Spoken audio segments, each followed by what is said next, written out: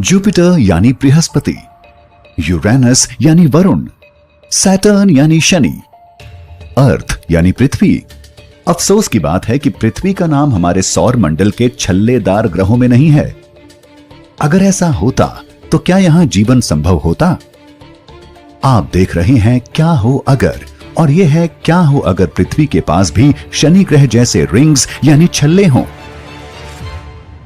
जब पृथ्वी नई थी तो शायद उसके आर पार भी चट्टान के मलबे का एक छल्ला था।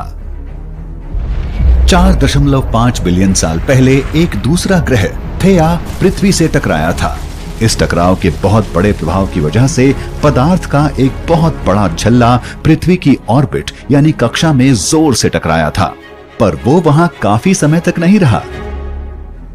इस चट्टानी मलबे ने जल्दी ही एक और खगोलीय पिंड बना लिया था, जिसे आज हम चंद्रमा कहते हैं। आसमान में ग्रहों के अगल बगल छल्ले देख पाना सिर्फ एक ग्रे रंग की चट्टान को देखने से कहीं ज्यादा शानदार होगा, है ना?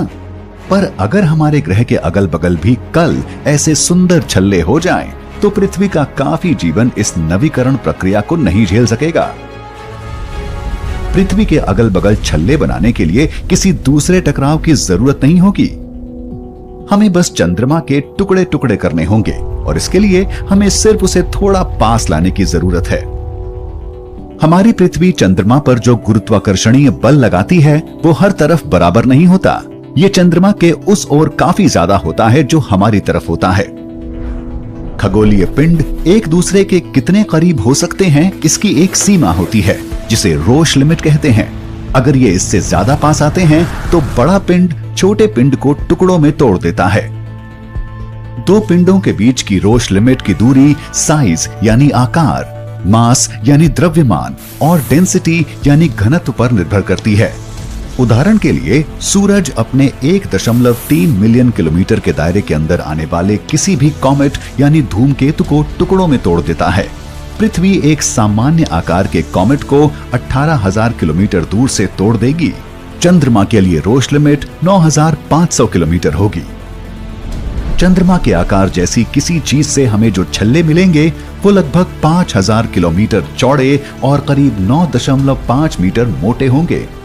पर शनि ग्रह के बर्फीले छल्लों से अलग हमारे ग्रह के छल्ले किसी और चीज के नहीं बल्कि चट्टानों के बने हुए होंगे। पृथ्वी इस मलबे को ठंडा नहीं रख सकती क्योंकि वो सूरज के काफी करीब है। जब आप आसमान में देखेंगे तो आप पृथ्वी से हर समय इन छल्लों को देख पाएंगे। इन छल्लों की चमक की वजह से चंद्रमा उतना चमकीला नहीं लगेगा। ऐसा तब होगा जब चंद्रमा हमारे पास बचेगा। अगर चंद्रमा टूट गया और हमारे ग्रह के छल्ले बन गया तो ऊपर आसमान में देखने के लिए कुछ नहीं बचेगा, और इसके कुछ और भी परिणाम होंगे। पृथ्वी से इन छल्लों का अचानक जुड़ना कुछ जानवरों के इंटरनल नेविगेशन सिस्टम को बाधित करेगा। अगर इन छल्लों के बीच से पर्याप्त सूरज की रोशनी नहीं आ पाएगी तो ये फोटोसिंथेसिस और ऑक्सीजन की सप्लाई को भी प्रभावित करेगी। सूरज की किरणों से कोई संपर्क ना हो पाने की वजह से इन छल्लों की परछाई में तापमान इतना ठंडा हो जाएगा कि वो पृथ्वी की परछाई वाली जगहों को लगभग हमारे ना रहने लायक बना देगा। कम्युनिकेशन सैटेलाइट्स जो आमतौर पर पृथ्वी के इक्वेटर यानी भूमध्य रेखा के आसपास रखी जाती हैं, वो अपने आप को एक चट्टानी तूफान के बिल्कुल बीच में पाएंगी। अगर हमें छल्लेदार पृथ्वी पर सेल्फीज पोस्ट करनी हो तो हमें इंटरनेट को चालू रखने का कोई दूसरा तरीका ढूंढना होगा। हम ऐसे परिदृश्य में बेहतर रहेंगे जहां पृथ्वी हमेशा से ऐसी ही रही हो। अगर हम सूरज की रोशनी और ऑक्सीजन नहीं खोते तो हम ठीक तरह से रह सकेंगे, पर हमें संपर्क के दूसरे तरीकों को विकसित करना होगा क्योंकि हम चट्टानों से भरे एक ऑर्बिट में सैटेलाइट्स नहीं भेज सकेंगे। अंतरिक्ष कभी भी हमारी आखिरी सरहद नहीं बनेगी। हमारे ग्रह के अगल बगल ये चट्टानी छल्ले एक तरह के कांटेदार तारों का घेरा होंगे जो हम सबको पृथ्वी पर टिकाए रखेंगे। और शनि ग्रह के छल्लों की तरह पृथ्वी के छल्ले हमेशा के लिए नहीं रहेंगे।